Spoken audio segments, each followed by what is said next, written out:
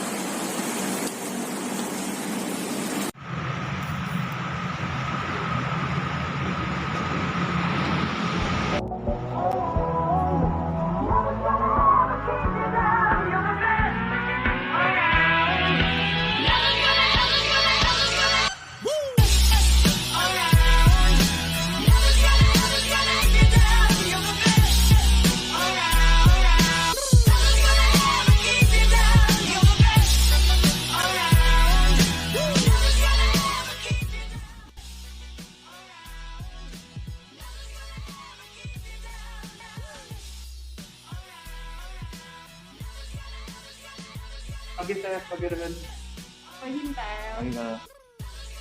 susah juga ya kalau di masa pandemi nggak bisa bebas. Menurut pandangan kalian generasi Z tuh gimana sih? Ya menurutku ya, sekolah tuh nggak mau nak muridnya itu kena COVID. Apalagi tertular kepada keluarga. Nah makanya itu sekolah menuntut kita agar kita itu mentaati prokes. Itu tuh kata adik, kalau menurutku ya sekolah menerapkan ini juga ada untungnya juga buat kita. Selain itu dampak generasi Z itu nggak hanya negatif tapi juga ada positif.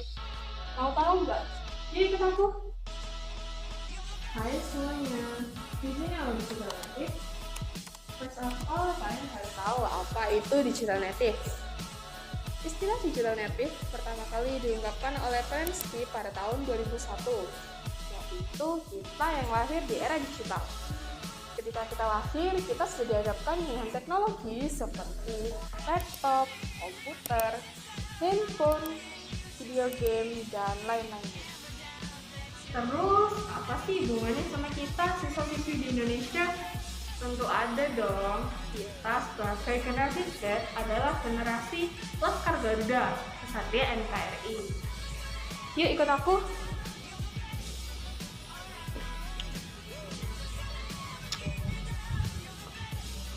Kita lari ya.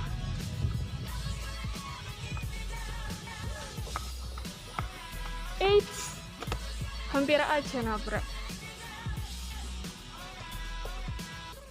Hal yang aku contohin tadi adalah aplikasi limit dalam matematika, di mana limit adalah hal yang mendekati, tahu titik yang mendekati. Karena kalau sama nabrak dong. Kita harus tahu limit dan batasan, apalagi limit dan batasan kalau aku sama dia nggak pernah bisa bersatu. Sedih ya.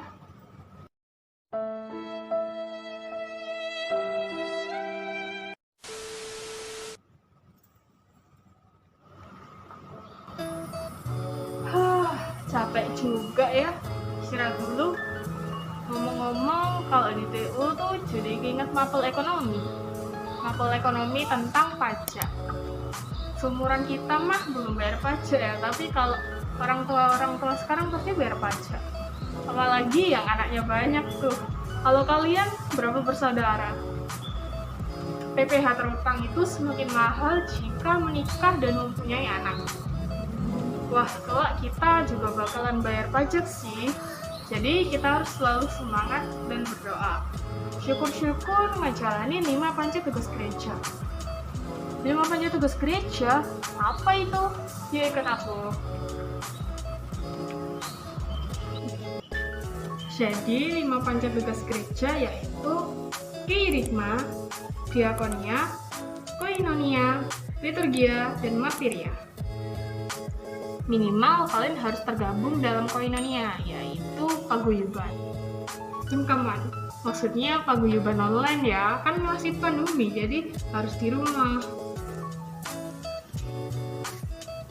Tapi iya loh, gini-gini kalian juga harus jaga kesehatan ya, soalnya kan lagi masa pandemi, corona lagi merajalela, apalagi virus Omicron. Coronavirus disease or COVID-19 is an infectious disease caused by the SARS-CoV-2 virus. Most people infected with the virus will experience mild to moderate respiratory illness and recover without requiring special treatment. However, some will become seriously ill and require medical attention.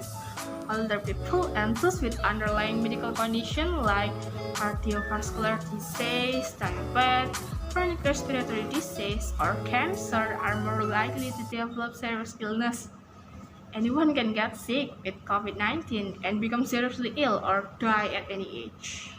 The best way to prevent and slow down transmission is to be well informed about the disease and how the virus spread.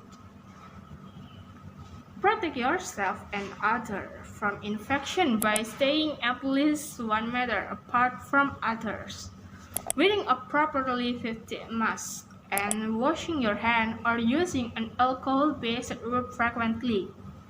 Get vaccinated when it's your turn and follow local guidance, okay?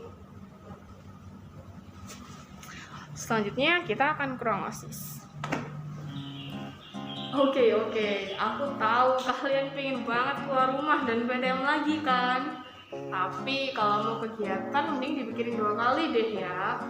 OSIS juga gitu kok, cari cara buat bikin hiburan bagi kalian walaupun dalam masa pandemi. Semua kegiatan yang dibuat OSIS selalu dimatangkan melalui proposal kegiatan. Walaupun proposal nggak cuma proposal kegiatan sih. 我已经写了一个提案。哦，对了，你们写过提案吗？我们写过提案。 Hola, ayo itu lagi. Halo semua, tahu gak kalian? Kata Pak Presiden kita, Pak Jokowi, ilmu komputer itu lebih penting loh daripada bahasa Inggris. Gak percaya? Cek aja di Google, banyak kok websitenya. Mengapa demikian? Ya karena di era 4.0 ini banyak sekali pekerjaan di bidang komputer. Nah, ditambah lagi di tiap-tiap negara sedang membangun teknologi dengan inovasi yang baru, sehingga ilmu komputer itu sangat dipentingkan dalam hal tersebut. Tentu saja seperti negara Rusia, Amerika, Cina, dan Jepang yang saat ini sedang membangun robot intelligence atau robot pintar dengan sistem fleksibel manufacturing yang tentu saja diproduksi dengan harga yang murah dan berkualitas tinggi. Itulah mengapa ilmu komputer itu sangat penting untuk masa mendatang. Bagi kalian yang tidak bisa ilmu komputer, jangan bersedih dahulu. Di era sekarang ini banyak sekali kok peluang bisnis dapat kalian jalani. Kalian dapat membuka online shop ataupun menginvestasikan uang kalian untuk keuntungan di masa mendatang. Kalian dapat melakukan hal tersebut di dalam rumah loh, sehingga kalian dapat terhindar dari COVID-19. Dan juga kalian dapat menjual hasil barang karya kalian sendiri dengan bahan limbah bekas yang ada di rumah kalian, sehingga kalian dapat pemasukan tambahan melalui kreativitas kalian masing-masing. Terlepas dari kecanggihannya zaman, kita sebagai Gen Z juga dapat menjaga perdamaian dunia loh. Menjaga perdamaian dunia bukan hanya tugas seorang pemimpin negara, tetapi kita sebagai generasi muda juga dapat menjaga perdamaian dunia loh. Mengapa begitu? Karena kita sebagai generasi muda yang akan meneruskan sebagai calon pemimpin di masa mendatang.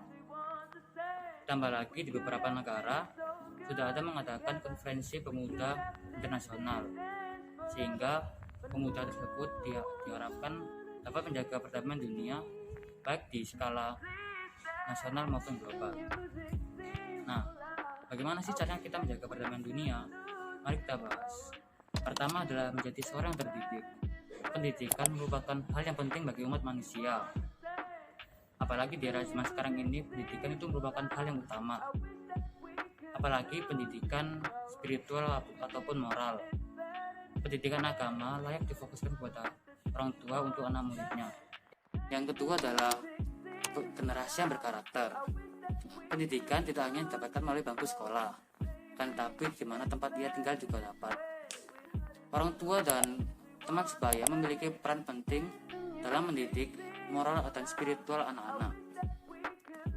Orang tua dapat mendidik anak-anaknya dengan cara curhat ataupun memberikan penghargaan kepada anak-anaknya dan juga kerjasama sehingga anak tersebut akan menjadi masyarakat yang damai.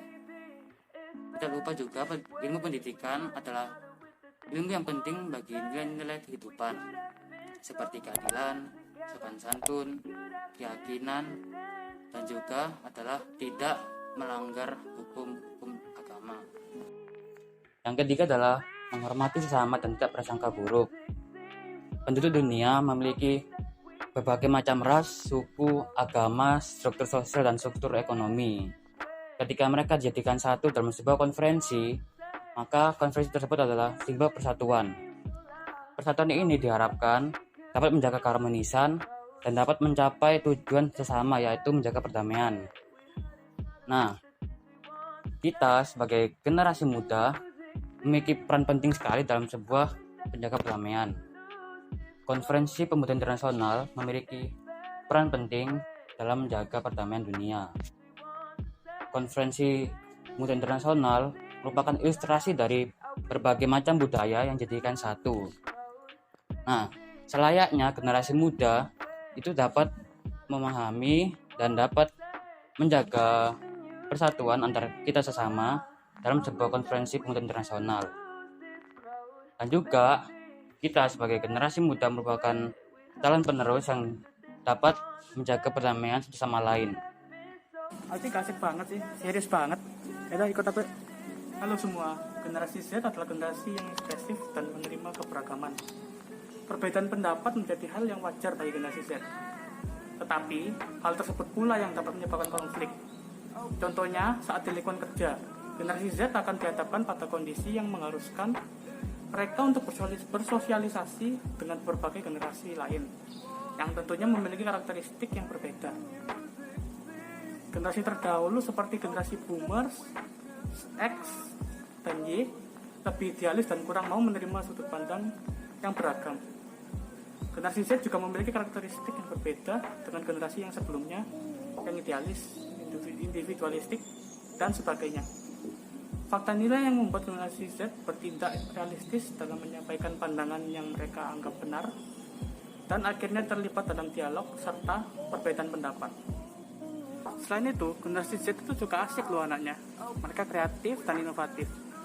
Termasuk dalam memilih lagu nih, banyak juga ya lagu barat yang disukai generasi Z, yaitu solo, orkestra, dan brass band. Teman-teman, pada masa generasi Z juga mengalami persaingan yang cukup ketat. Persaingan itu bukan seperti konflik seperti perang ya. Seperti pada masa saat Indonesia berjuang mendapatkan kemerdekaan. Indonesia berhasil meraih kemerdekaan atas perjuangan para pahlawan nasional yang selalu berusaha mengusir penjajah dan merebut gelar kemerdekaan. Tapi di masa generasi Z sekarang menjadi persaingan melawan kemalasan, mempertahankan kesehatan mental, dan masih banyak lagi. Dan yang paling penting lagi nih, walaupun masa pandemi, jangan lupa olahraga ya guys. Banyak kok olahraga yang bisa kalian lakukan, seperti kebugaran jasmani, permainan bola kecil, dan bola besar.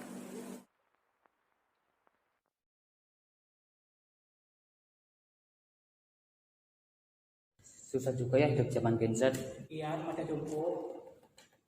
Waduh, kalian ini gimana sih? Kalian sebagai generasi nggak boleh putus asa gini dong, harus semangat. Ya kan, gimana lagi kan, emang susah hidup zaman sekarang. Iya, apalagi persaingan nggak ketat loh. Konflik dan persaingan memang boleh ketat, tapi kita sebagai generasi harus menjadikan hal tersebut sebagai motivasi. Kalian contohnya, kamu ikut ekskul futsal, kamu ikut ekskul e-sport. Nah, dari situ kan kalian juga bisa berprestasi dan buktiin bahwa generasi Z itu bisa jadi Laskar Garuda, Kesatria NKRI. Bener kamu Jet.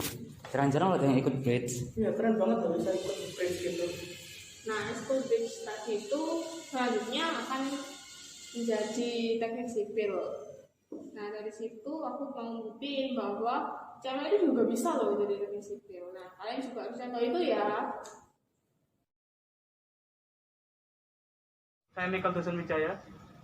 Nama saya Renaldi Natalino Noveto. Saya Stefani Jenny Wijaya. Kami siap menjadi Laskar Garuda.